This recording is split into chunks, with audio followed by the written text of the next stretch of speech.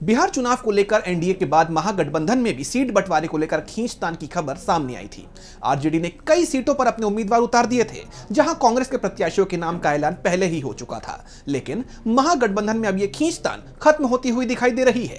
तो क्या है पूरा मामला, जानेंगे इस रिपोर्ट में। बिहार विधानसभा चुनाव 2025 के बीच महागठबंधन की अंदरूनी खींचतान के बीच एक बड़ा राजनीतिक घटनाक्रम वैशाली जिले में सामने आया है। वैशाली जिले की लालगंज विधानसभा सीट पर आरजेडी और कांग्रेस के प्रत्याशी आमने सामने थे, लेकिन अब महागठबंधन ने इस दुविधा का हल निकाल लिया है। दरअसल इस सीट से आरजेडी ने पूर्व विधायक मुन्ना शुक्ला की बेटी शिवानी शुक्ला को टिकट दिया था और इसी सीट पर कांग्रेस ने भी अपने उम्मीदवार आदित्य राजा को उतार दिया था, जिसके चलते महागठबंधन के ही दो उम्मीदवार आमने सामने आ गए थे।